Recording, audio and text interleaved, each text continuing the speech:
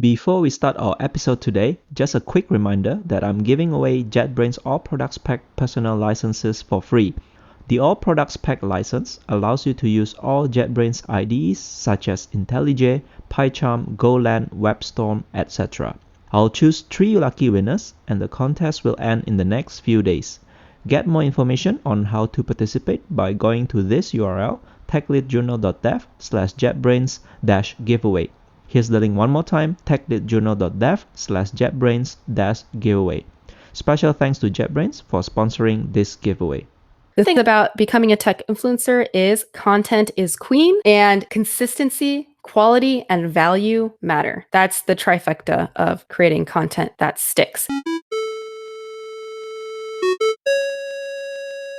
Hey everyone, my name is Henry Suryawirawan and you're listening to the Tech Lead Journal, the show where I'll be bringing you the greatest technical leaders, practitioners, and thought leaders in the industry to discuss about their journey, ideas, and practices that we all can learn and apply to build a highly performing technical team and to make an impact in your personal work.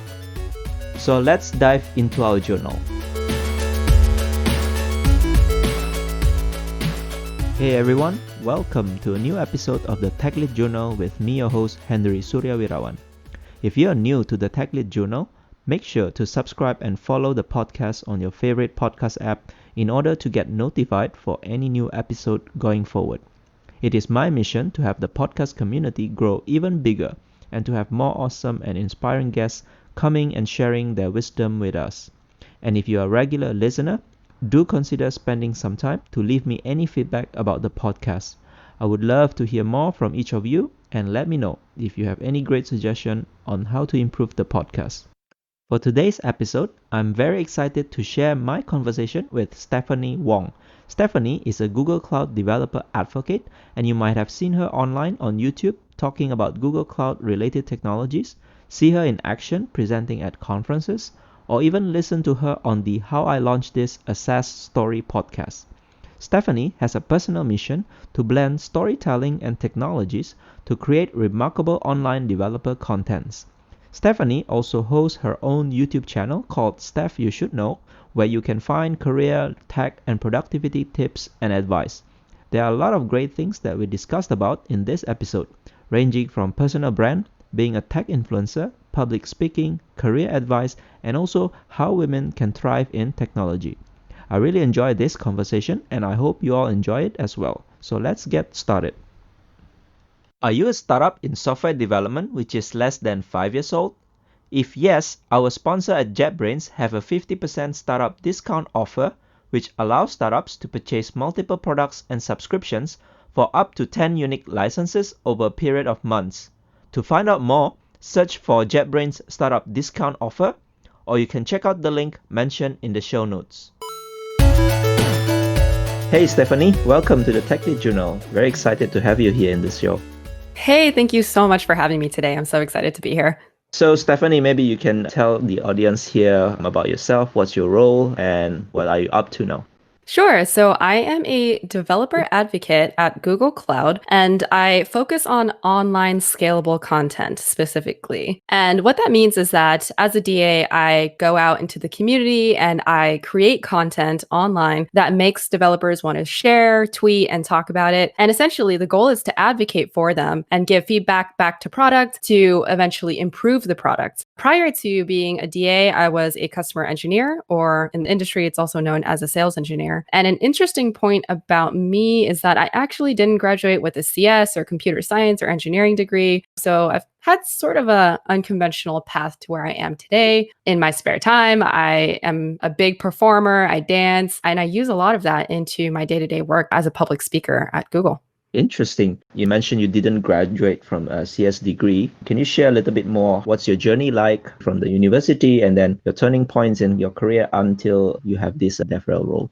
Yeah, absolutely. So I didn't know what I wanted to do at university or even out of school. While I was at UCLA, I was very undecided, and I ultimately did a communication studies degree because I thought I wanted to go into entertainment or the entertainment industry. I knew that I loved being around production. And so in that major, I was able to study both interpersonal and public speaking. And then I did a few internships in the entertainment industry. I remember working at a YouTube startup for a dance channel, and I also worked at Warner Brother Records. So I kind of did production assistant work here and there, as well as some sales, and I did one tech internship as well. Throughout that time, I knew I had a fascination with technology, though I didn't know that I wanted to become extremely technical at the time. I ended up finding a new minor called Digital Humanities, where I did research in analytics and visualization, but it focused primarily on the study of humanities. So I would study art and literature and history, and we would visualize it and sort of modernize that practice. So it was clear I had an interest in the intermediary and fusion between communications and technology.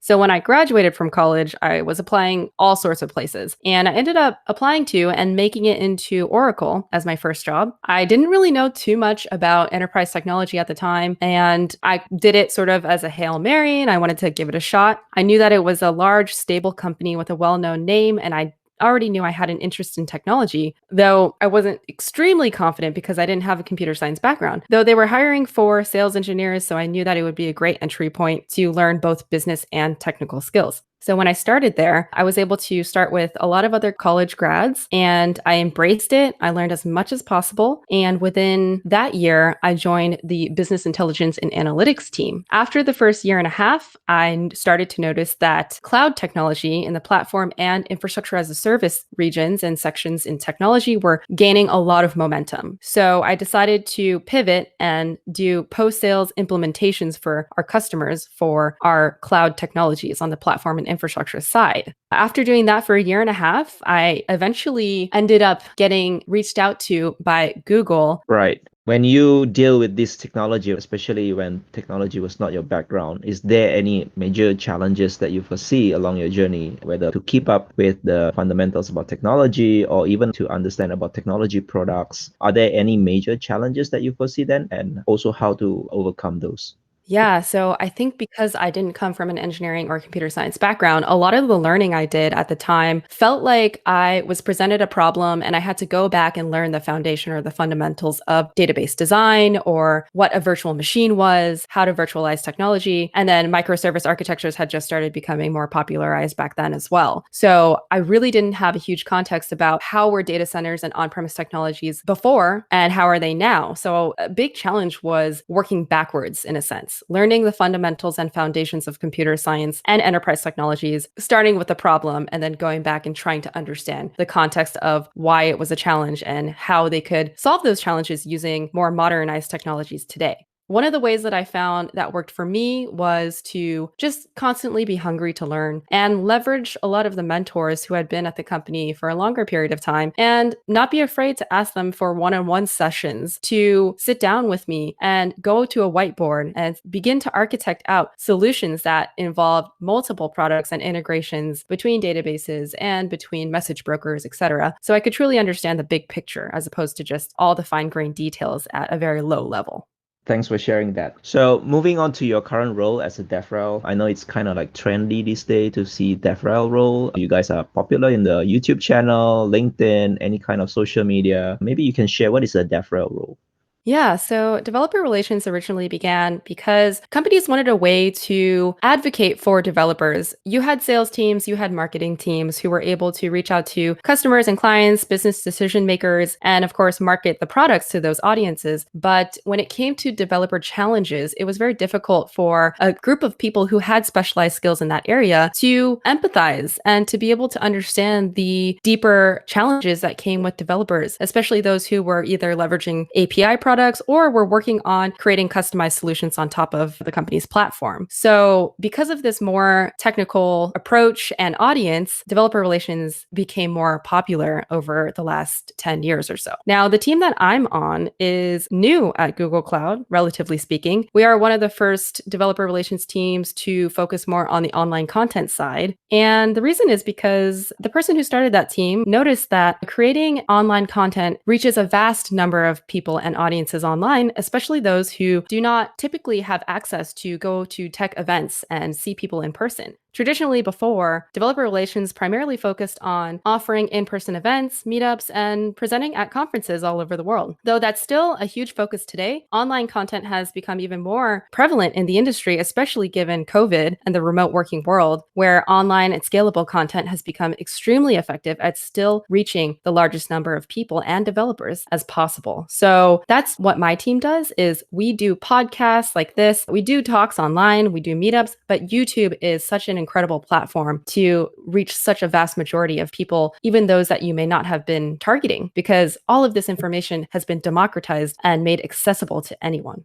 Makes sense. So what are some of the major attributes that are required to be a good DevRel?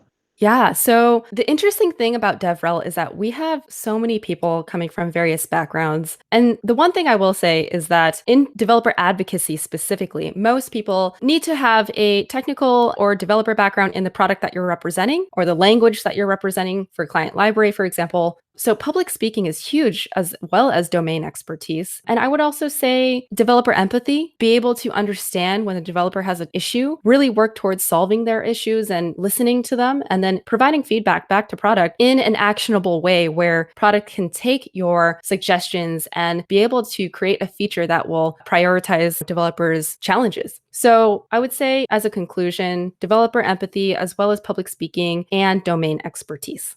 So you mentioned also in the beginning about you using your performance background and also probably gel that with your DevRel role. Can you tell me more about it? How do you use your background in the performance, entertainment, doing production, and to now? Yeah. So one thing I didn't mention yet about my personal story is how I transitioned from Oracle as a customer success and implementation engineer over to Google into developer relations. So when I was about to leave Oracle, I wanted to actually go and travel and experience the world. And I also was trying to decide what I wanted to do next. What was my next stepping stone? Customer engineering was a huge experience and I found success through that, but I was still in this searching phase where I was trying to figure out what my true passion was. And I'm sure that you've heard the term, find your passion and you'll never work a day in your life, which I took to heart very seriously, a little bit too much because I started to overthink that phrase. So I decided to look around and see what other people on LinkedIn were doing, what my friends were doing. And it seemed like everybody at the time was applying to graduate school because, of course, it's a logical step in your career to get more schooling. So I decided to apply to Stanford thinking that I wanted to go to journalism school and try to do digital journalism, which was a new field. But as I was taking the test and writing my personal statement, I realized while I was writing it that I wasn't applying for the right reasons. I was really doing it because I was following others' step to apply to grad school as a logical next step. And I wasn't truly passionate about the field like most other applicants would be. So I decided to move away from that approach and really reflect back on what I wanted to do in the next 2 to 4 years, what skills would be most important, and what did I enjoy doing.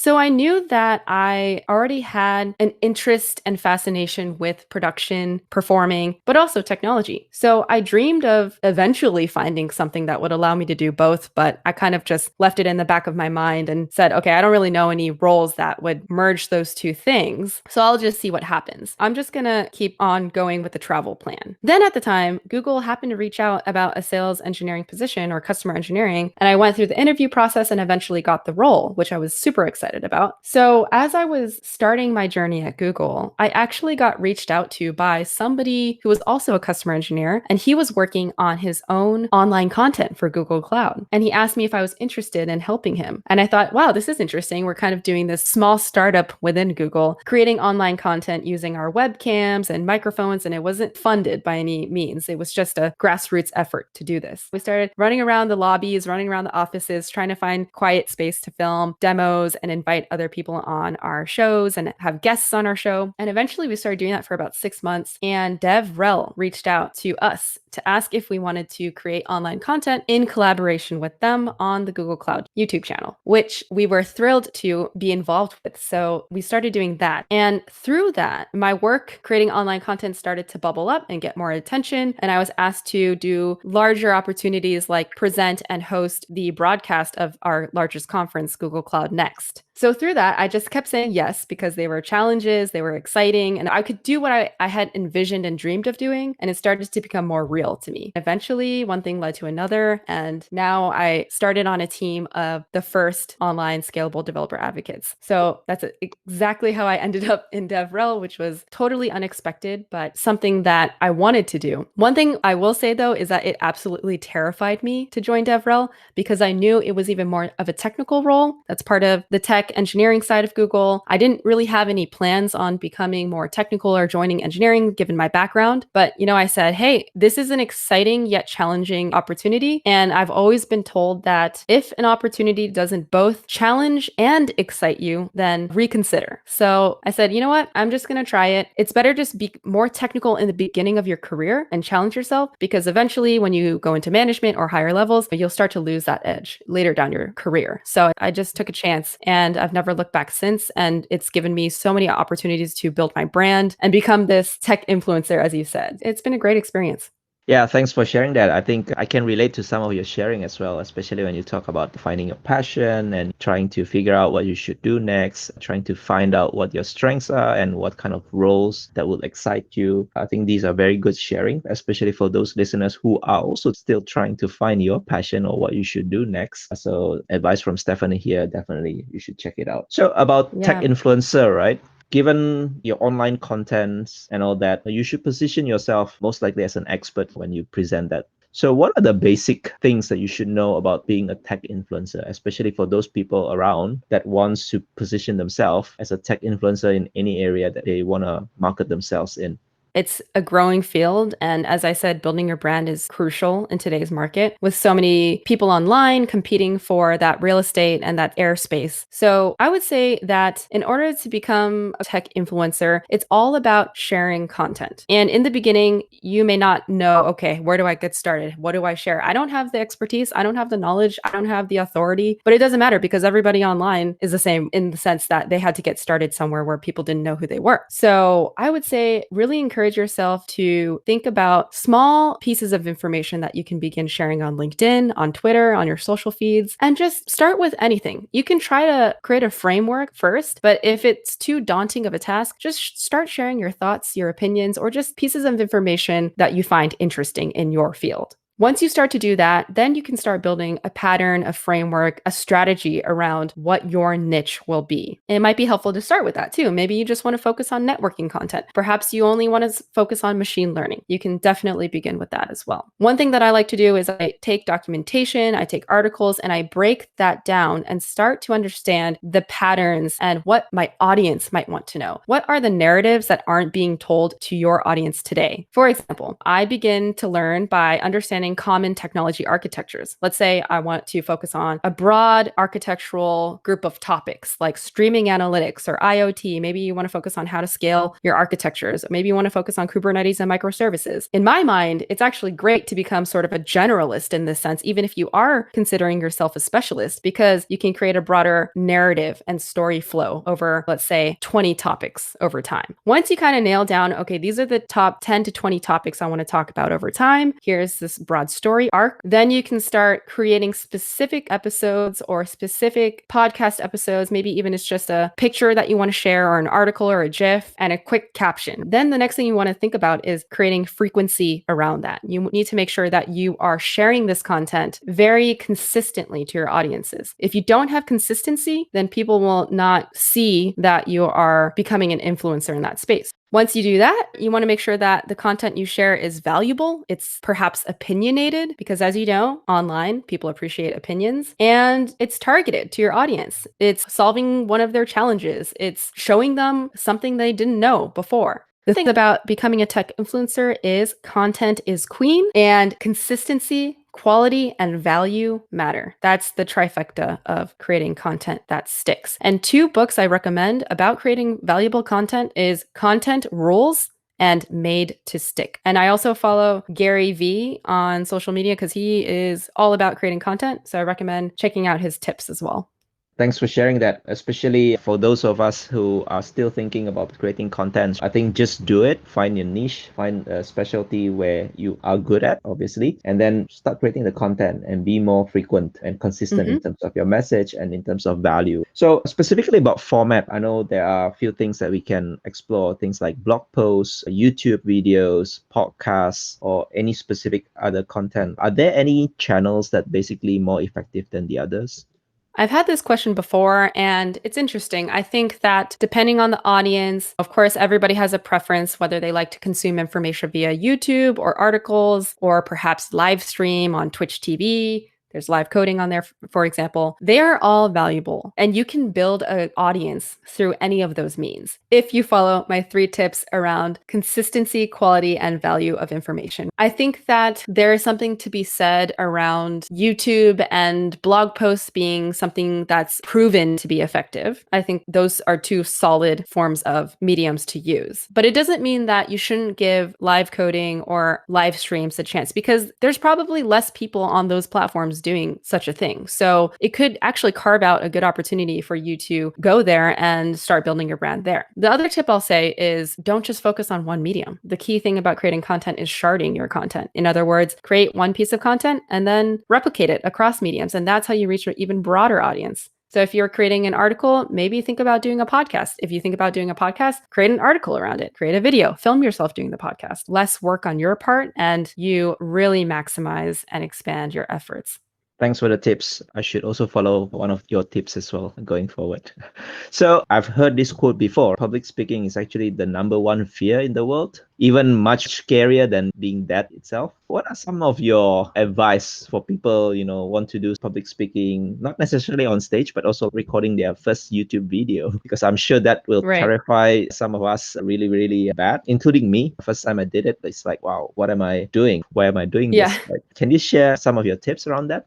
So in my past, I had the opportunity to take public speaking in college since I was a communication studies major. But I also spoke on stage a lot because I had done pageants. I was a dancer. I was very used to performing on stage. And then in my first position at Oracle, I presented many times in front of customers as well as in front of our colleagues. Luckily, I've had somewhat of a predilection to speak in front of others and on stage, but by no means was it a natural tendency or natural skill for me. And a lot of people come up to me and say, wow, you're so natural at public speaking. You seem very authentic on camera, but that is something that I've built over the last 7 years at least. And it really takes practice. I think that's the key thing to understand. I joined an office club called Toastmasters, and I think they have that at many offices, many companies around the world. And it essentially got you in front of a group of colleagues. You come up with a topic every week and you present for 2 to 5 minutes. And there's somebody who sort of critiques you or counts how many times you use ums. While I didn't love that method, it really does help if you have it available to you, if you want to give it a try. I personally find it better to simply get yourself in front of a camera or in front of a mirror if you don't want to film yourself yet, and just speak for 2 minutes on any topic.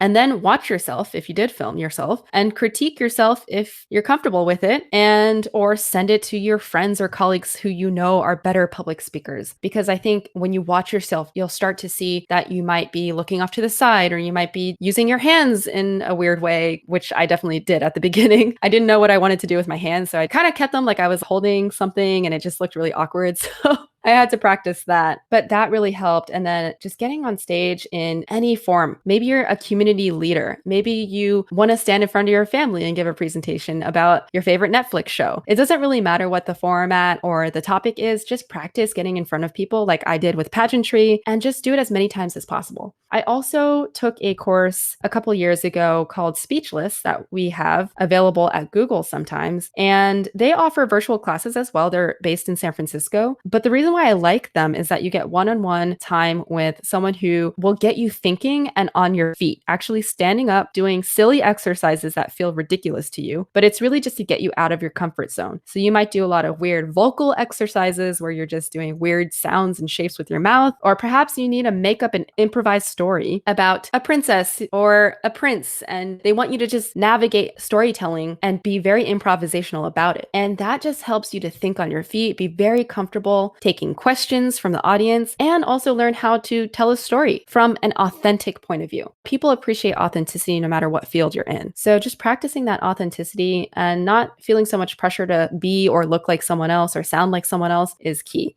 Yeah, so I think the tips of starting maybe in front of a mirror, another tip that I learned myself as well is that you can even record yourself using your handphone, be it like a vlog style, 2 minutes, 1 minute, whatever length you're comfortable with, and just watch it for yourself personally. Criticize yourself and also Yeah. think of your sound. Does it sound good, confident, natural, authentic, and Mm-hmm. things like that? And then once you are comfortable, maybe you record it daily, you can share it with few people and ask for feedback, because I'm sure there are many Exactly. people who can give good critical feedback for you to improve on. And as you continue that practice, I think over the time you'll get more natural. At least that's in my experience. And also another thing that I found from your sharing as well is that obviously you will find some awkward things, either your sound, either your or your silence and your hands waving. For me, especially doing this podcast, I learned that I talk a lot, like, right? So when I edited the episode, basically I learned, oh, okay, I tell all these things. Maybe I should improve next time. So I think that's also Yeah. partly good learnings. So everyone will have their own story, their own quirks. You just have to improve over the time. You mentioned something about storytelling. Why is it so Mm-hmm. important, for example, tech influencer or your DevRel, or even like in general, people just want to present stuff? So why storytelling is very important? Storytelling is hugely important because think about the last piece of documentation you read for a technical product. Let's say it was for a machine learning product. And this is fine because when people write documentation, they're thinking, let me be very clear about it. Let me write this step by step. But it's hard for you to read it end to end sometimes, or let's say an entire white paper, unless it has a solid story, unless it draws you in. And usually, in order to draw your audience in, not only does it need to target the developer persona, but it needs to really target his or her challenge that they're trying to solve. So in order to tell a good story, it needs to be an extremely solution-oriented storyline. So you want to make sure that you present that in the beginning of your presentation or your video. What challenge are we trying to solve here? Why is it relevant to you? And then you dive into step by step. Okay, this is how this product solves it, or how this methodology solves it. And then you can wrap up by kind of reflecting back on what you said and summarizing or providing any caveats or next steps. So that's sort of a high-level overview of how you should structure your narratives. Is there a way for us to improve our storytelling capability? We all see, for example, TED Talks. Obviously, they are like one of the best speakers in the world about storytelling and presenting their message. Is there any place where we can learn how to do this storytelling better? You presented a good example right there. TED Talks are known for great presenters and great stories. Instead of just consuming that information the next time you watch a TED Talk, why don't you watch the TED Talk and really absorb the structure in which they tell that entire story and start to take notes? What are they talking about in the beginning? Why is it captivating? And then what's the next thing they start to move into? And how do they conclude the presentation? What's the takeaway? And why was it so memorable? And try to really analyze it if you have time. The other thing I'll say is, again, practice, practice, practice. If you can start to change how you do a quick presentation at work, why don't you start by presenting the challenge and then going into the solution and then a conclusion that's very clear and direct? See if that actually bodes even better with your audience and encourage people to actually take action. So both practice and analyze or study are two things that I do. I've actually taken a couple classes on it. I've taken master classes, which is a startup company that has some online classes given by some very prolific writers and TV storytellers. So I've taken some courses on that. Even Disney, I know they have a couple free courses online about how Pixar and Disney tell stories, and that'd be a great resource to follow as well. So, given in this current situation of people being locked down, working from home, are there any difference between presenting on stage and also virtual?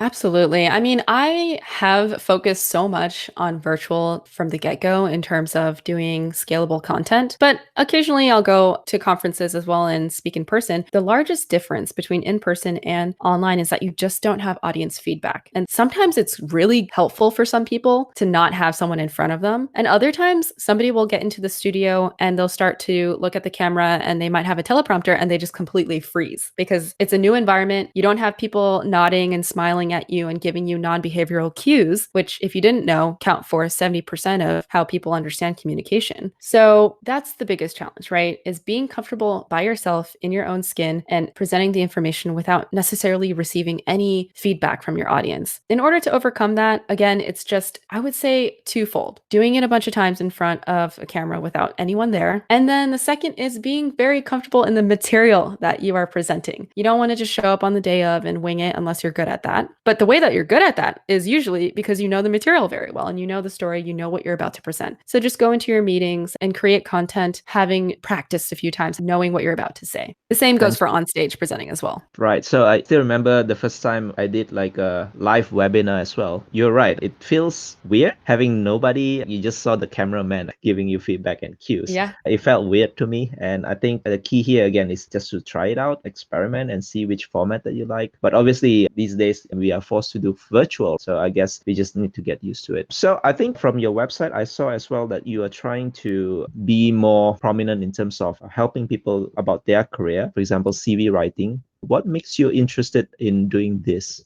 Yeah, so I decided to start my own website because I wanted to create a brand online. And I think that's crucial these days is to build a brand around yourself. I wanted to diversify my brand beyond Google as well. I wanted to be known as Stephanie Wong and not necessarily Stephanie Wong from Google Cloud all the time, because I think it's key. You want to make sure you always have opportunities in all places, right? No matter what happens in the world. So that's one way of creating sort of like high availability for yourself in terms of creating a brand outside of just one thing, not putting all your eggs in one basket.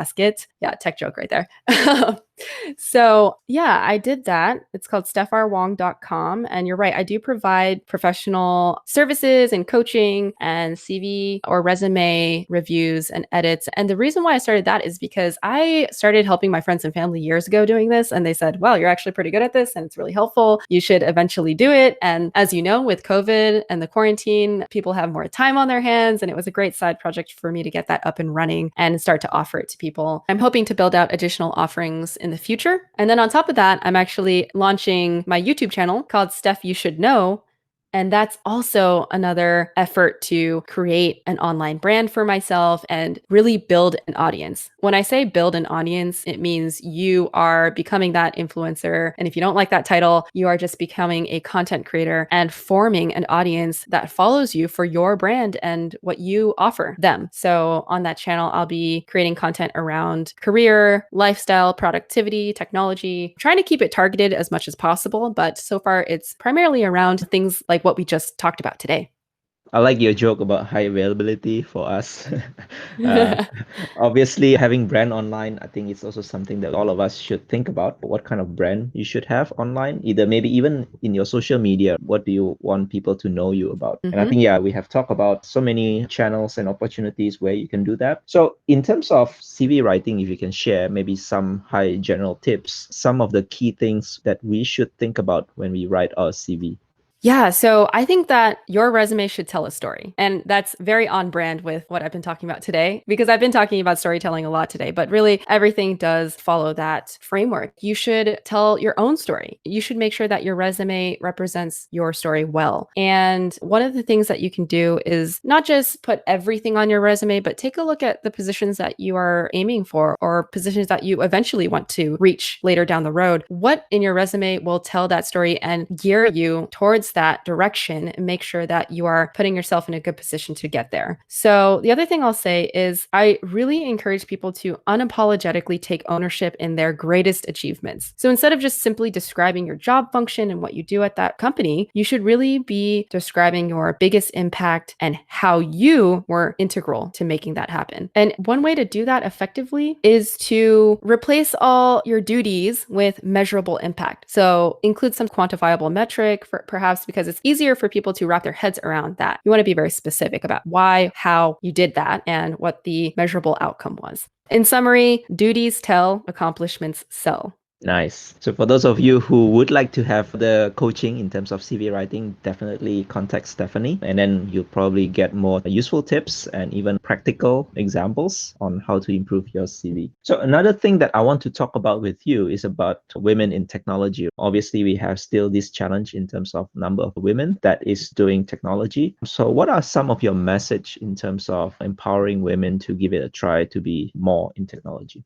Me being a woman in tech has been a very exciting journey for me. I didn't even think that I would be in technology when I was in school. So, for anyone that's even thinking about it as a possibility, or you want to pivot your career into technology, or perhaps you're even in tech and you just want to grow and continue to push yourself, or maybe you're thinking of leaving tech, I would really ask you to think about the impact that you can make in this male dominated industry and just understand that where I came from was very different than most people in technology. So don't use your background or your existing skill sets to determine whether or not you are qualified for a position in tech. Use your drive, your mentality, your work ethic, and how much you've grown in the past couple of years to push you to where you need to get in the future. I suffer still from imposter syndrome, and I especially experienced that when I first joined Google. But I now today use that as motivation rather than reasons to be self-conscious or lose self-esteem. Now I funnel that into motivation to grow.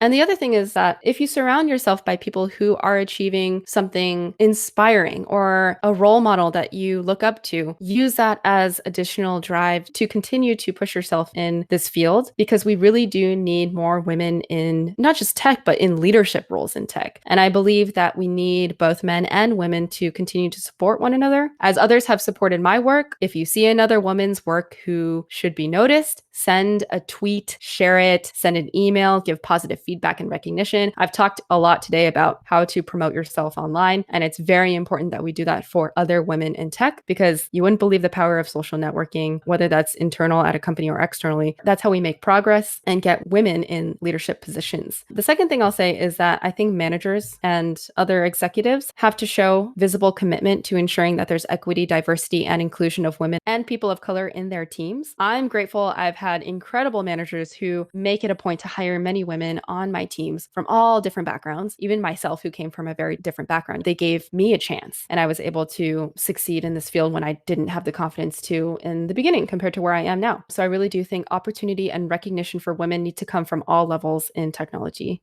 Thanks for sharing that. So regarding imposter syndrome, I think this keyword is definitely mentioned a lot of times in our tech industry. First of all, for those of us who are not familiar with this term, maybe you can explain what is imposter syndrome. How do you know if you have it? And like you gave some tips already, but is there anything else that we can do to improve not being too much influenced by this imposter syndrome? So, imposter syndrome is this mentality or belief in which you doubt your accomplishments or your talent because you have this internalized fear of being exposed as an imposter or a fraud. You know, you think to yourself, how did I get here? I'm not as smart as the people around me. I'm not as talented as them. I don't belong here. I absolutely felt that when I first joined Google and at different points in my career when I switched teams, for example. So, I'm sure many people face that. It's probably has to do with both self-confidence and just being in a very challenging or highly productive environment. And maybe you have a lot of great, talented people around you, and that's fine. But just think to yourself, okay, I see them as highly talented and they bring a lot to the table in that skill or that expertise. Maybe they're a machine learning expert, for example. But what do you bring to the table? I had to get used to telling myself that I am different from the engineers around me. I'm different from the developers. I don't have that background. But what do I bring to the table? Okay, well, let me think. I bring storytelling, I bring public speaking and enthusiasm around that. And it took a long time for me to get used to believing that in myself. And it took a long time for, I think, other people to believe that in me. But time is everything. Just trust that in 6 months after you join a team, that doubt will turn into experience and it will then turn into confidence. It just takes time and practice to get used to any change and adapt to a new skill or environment. Yeah, so I think for me as well, I definitely have imposter syndrome, just like what you mentioned. Everyone has it. So I think the key for me, at least, is that you have to be self-aware first about that. The next key action is actually to acknowledge that, and also obviously to think about other things that you're good at, just like what Stephanie mentioned, Yeah. right? If you focus on what you're good at, and maybe you would not have that kind of fear, and try to bring that to the Hmm. table, either at your work, either at your school, or wherever you are. Try to focus on that and maybe expand a little bit if, let's say, you want to have other skills that you want to excel as well. So over the time, probably this imposter syndrome won't be such a massive thing that you should worry about. But having said that, we all have it from time to time. It won't Hmm. just disappear unless you really train yourself to be very confident and motivated and driven. So regarding women in technology, why do you think there are some of these challenges since a long time ago, even up till now? Why are these women are not prominent? What are some of the barriers actually? Yeah, I mean, I think that there is a long history of systemic issues that exist that create this sort of glass ceiling for women in technology. As you know, computer science and technology has primarily been male dominated because the developer community and engineering communities have been usually focused on male programmers, engineers, and computer science from the beginning. But also, even outside of technology, seeing male CEOs and C-level executives has always been prevalent. And that's something that most industries face. So that coupled with technology being male dominated from the engineering perspective create a more difficult path for women to become higher ups in the company. I also believe that at times, as I said earlier, women and men need to recognize women's work and really give them more opportunities to take stretch goals. I think that women oftentimes do face imposter syndrome. They don't apply for the positions that they deserve because they usually apply to ones that they know they're qualified for. Whereas I think I've seen a stat that men more times apply to positions that they might be underqualified for, but they're willing to take the chance. They're willing to take that risk. So I also think it's important for women to really understand that they can go for those stretch goals. They can really go for those positions, even if you don't think you're qualified just yet. If you think, oh, I still need another year before I should go for that promotion, maybe I don't have as much experience as that guy on my team who's going for that leadership position on my team or a project manager for this new project that we're focusing on. Really push yourself to do that because I think it's the responsibility of everybody else to support women in technology. But I also think there's a mentality shift that needs to happen in order for women to push themselves and continue to persevere through these glass ceilings. Thanks for sharing that. So, before we wrap up, I would like to ask you, is there any great experience that you have found so far when you are doing your DevRel role? Any things that stand out, interesting, unique, weird, or whatever that is? Yeah. So I had such an incredible experience recently when I was able to start and land a project where I got to visit a Google Cloud data center and create a video around it. And I'm very grateful for that experience because less than 1% of Googlers get to visit a data center and see its interior. And it all started because I have an incredible team of supporters at Google that were able to give me an opportunity to reach out to the right people and create a story that had never been told about how we handle security at Google. We actually have 6 layers of defense at Google. And a lot of people are like, oh, this is like Ocean's 11 trying to break into somewhere. And, it's like very Mission Impossible style. So it was really cool being able to go in and get my eyes scanned, do biometric scanning, go through a circle lock, see what the data center floor looked like and sounded like, and see a lot of hard drives getting shredded. So that was just an incredible experience. And then on top of that, I was able to work with an amazing camera crew with drones, very high production. So, that was a perfect example of me being able to get that dream experience of working both in production at that level and then also really cool technology and the physicality of technology. Everything in the cloud isn't really in the cloud, it leads back to a data center. And so, my hope is to one day create more videos around the physicality of the internet and where your data resides and how it actually moves around the world. Nice. Yeah, so I saw that video as well, you being in the Google data center. I think for those listeners who are interested to find out, do check out on the YouTube. You'll find Stephanie exploring Google Cloud Data Center, going through all these 6 layers of security. Lastly, I would ask you this question, in which I always ask my guests in the episode. So, Stephanie, can you share with us what are your 3 technical leadership wisdom that you want to share with the audience?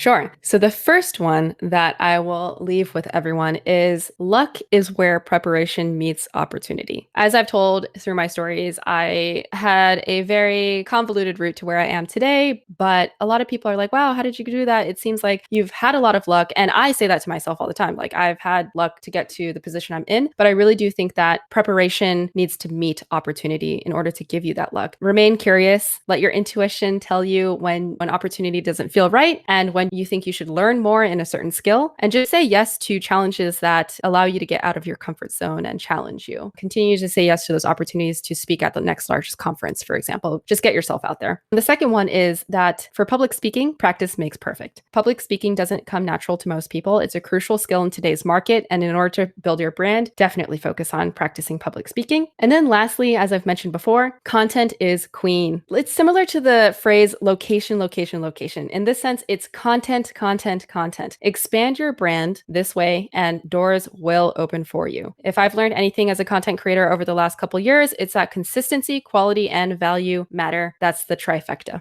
Thank you for your wisdom. Definitely, those of us who want to build online personal brand, for example, or also producing content. Stephanie, thank you again for being part of the show today. There are so many things that I personally also learned myself, trying to build my personal brand as well. Stephanie, thanks so much and hope to see you again one day. Thank you so much, Henry. It was great talking to you today. Thank you so much for listening. I hope you enjoyed this episode. Share it with your friends and colleagues who would benefit from listening to this episode. And if you're liking this podcast, I would love if you subscribe and leave me your valuable review and feedback. It really helps me a lot. Stay tuned for the next Tech Lead Journal episode, and until then, goodbye.